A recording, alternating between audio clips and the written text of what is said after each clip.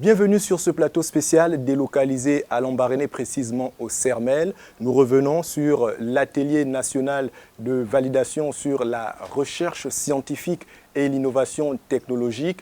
Et pour en parler, nous sommes avec le professeur Hervé Ndoumé-Singone, le ministre de l'Enseignement supérieur, de la recherche scientifique et de l'innovation technologique. Monsieur le ministre, bonjour. Bonjour. Et merci d'avoir accepté l'invitation de Gabon 24. C'est moi qui vous remercie de m'avoir invité. Monsieur le ministre, vous avez lancé les travaux de l'atelier sur la recherche scientifique et l'innovation technologique.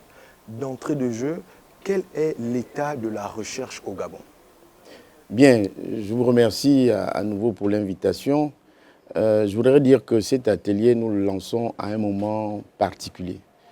Nous le lançons d'abord dans un endroit symbolique qu'est le Sermel, dans une ville également symbolique, celle d'Albert Schweitzer, dont nous connaissons aujourd'hui l'engagement en matière de la recherche et les bienfaits de cette recherche pour les populations gabonaises.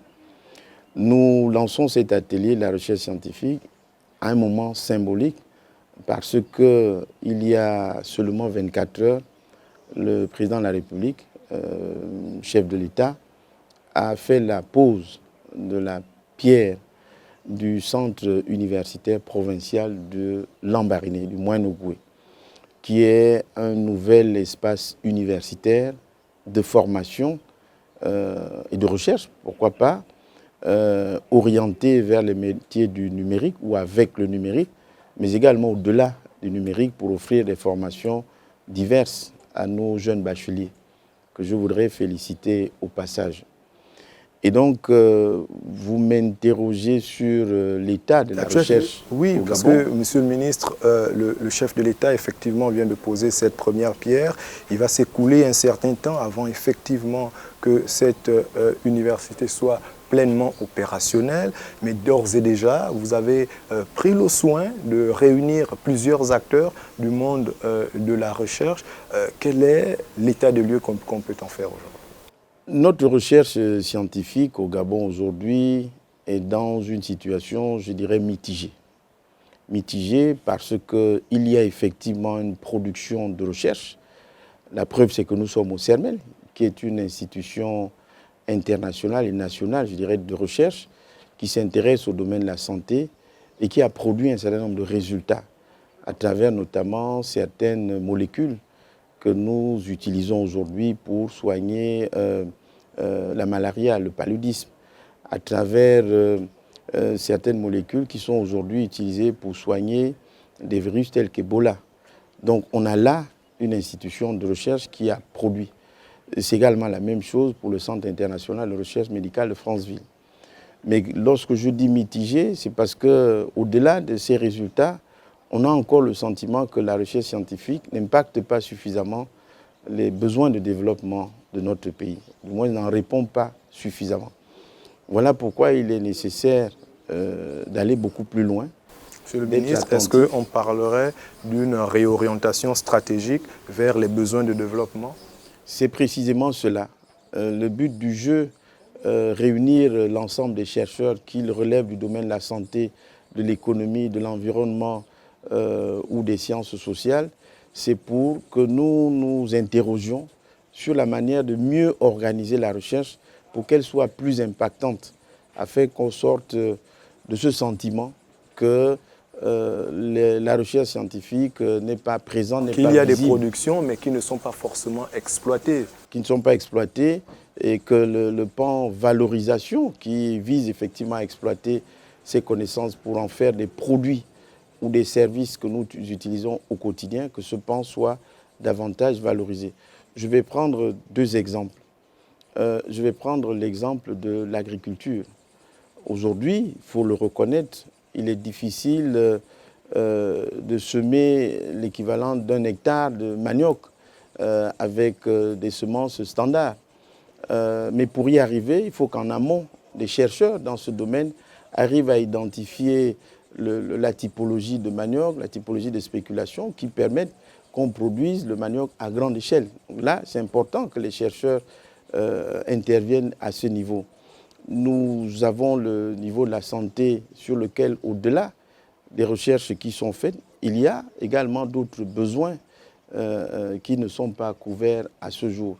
Nous avons des projections de planification économique à faire pour notre pays. On a besoin là également que les chercheurs s'intéressent justement à des éléments caractéristiques de notre économie pour voir comment on va pouvoir accompagner la planification de notre pays. Et il y a comme ça plusieurs champs. Tout à fait, Monsieur le ministre. Vous avez raison de parler d'organisation, de réorganisation du monde de la recherche parce que parlons du niveau de qualité également de notre recherche. Quels sont les organes aujourd'hui qui assurent la qualité des productions des chercheurs?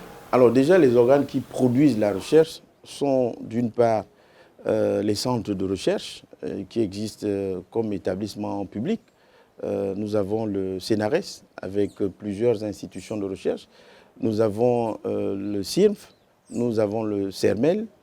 Nous avons également une recherche scientifique qui est faite dans certains ministères sectoriels. Je veux parler du ministère de l'Environnement, du ministère de la Santé, du ministère de l'Économie, du ministère des Mines. Il y a de la recherche scientifique qui s'y déroule. Et puis, vous avez la recherche scientifique au sein des laboratoires, des universités et grandes écoles.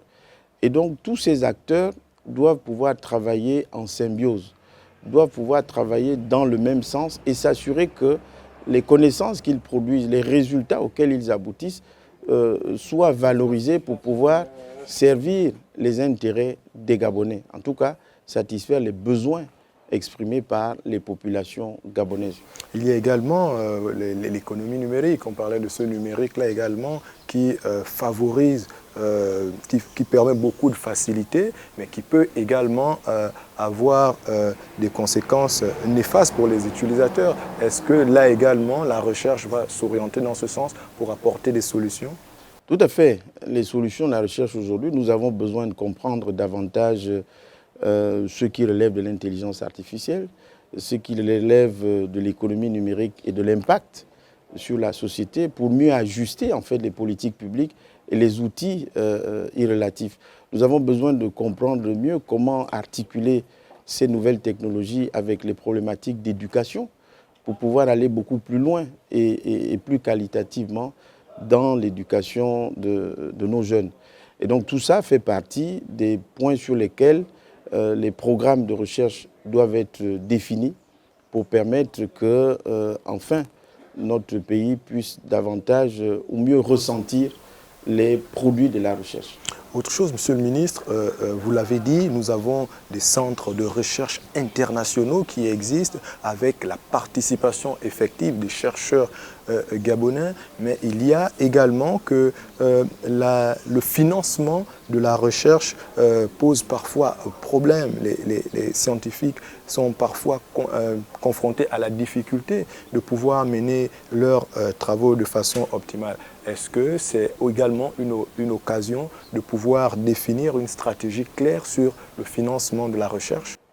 Il est clair que pour rassurer ceux qui disposent des ressources financières d'en mettre davantage dans la recherche, il faut que nous leur proposions des programmes et des perspectives de recherche et de valorisation intéressants. Je suis parfaitement d'accord et conscient qu'aujourd'hui, notre recherche nationale n'est pas suffisamment irriguée en financement. Et lorsqu'elle l'est, c'est de façon disproportionnée ou de façon éparse.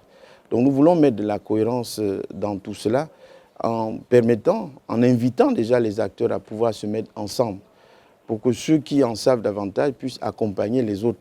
Monsieur le ministre, quand vous dites de façon disproportionnée, ça veut dire que les priorités ne sont pas clairement identifiées? Les priorités ne sont pas toujours clairement identifiées, il faut le reconnaître. Et donc à partir de ce moment, il peut y avoir des ressources financières non captées, non utilisées, parce que simplement les acteurs de la recherche ne savent pas comment aller capter ces financements. Et ceux qui savent comment capter ces financements doivent pouvoir accompagner les autres pour pouvoir capter ces financements. Donc la question du financement, c'est une question fondamentale. Mais il faut savoir que ce n'est pas la seule ressource. Il y a également la ressource humaine. Un chercheur doit être formé aux techniques et à la conduite de la recherche. Un chercheur doit être formé à la valorisation des résultats de sa recherche. Les résultats de la recherche ne doivent plus simplement être des des éléments de laboratoire. Ils doivent pouvoir sortir du laboratoire pour aider concrètement, pour donner concrètement des solutions aux besoins de la population. J'évoquais tout à l'heure la question liée à l'agriculture, il y a cette question-là liée à la santé, mais vous avez même la problématique de l'environnement. Aujourd'hui, nous avons des parcs nationaux pour lesquels nous devons assurer un niveau de protection optimal. Mais comment assurer ce niveau de protection optimal? C'est pouvoir comprendre comment fonctionnent et comment évoluent ces écosystèmes. Nous avons également une ressource importante issue de la recherche, c'est l'information, c'est la donnée de recherche. Et celle-là, c'est un élément stratégique, c'est un élément, je dirais même, de sécurité nationale. Beaucoup de prélèvements sont faits dans notre environnement avec des traitements qui se font ailleurs sans que nous n'en tirions les bénéfices. Nous souhaitons mettre sur la table un dispositif qui permet de sécuriser les données de la recherche scientifique ou les données prélevées dans notre pays pour qu'ils ne constituent pas simplement un lieu où on vient capter des données qu'on va traiter ailleurs et dont les bénéfices ne nous reviennent pas. Monsieur le ministre, pour y arriver, quelles sont les stratégies mises en place justement pour valoriser les données scientifiques des chercheurs gabonais? Alors, nous devons également aboutir à la création d'un écosystème, c'est-à-dire à pousser les institutions et les acteurs de recherche à travailler en synergie. Et nous avons de ce fait, au fond, d'abord les partenariats qui doivent nouer entre eux. Nous avons l'organisation que nous appelons les écoles doctorales, parce que ce sont les écoles doctorales dans lesquelles vous avez des chercheurs juniors, des chercheurs seniors, des laboratoires de recherche qui doivent pouvoir travailler ensemble. Et nous voulons à terme avoir également des laboratoires de référence, c'est-à-dire ceux qui permettent d'aller vers les niveaux les plus élevés en matière de recherche scientifique. Donc il faut que, de ce point de vue, les chercheurs et les institutions arrivent à travailler ensemble. Et c'est tout cela que nous allons introduire dans le projet de stratégie nationale de la recherche scientifique que nous allons soumettre à l'appréciation du gouvernement pour qu'enfin notre pays puisse avoir une stratégie cohérente, une vision de la recherche, des actions en faveur de la recherche pour qu'elle produise les résultats attendus par notre société.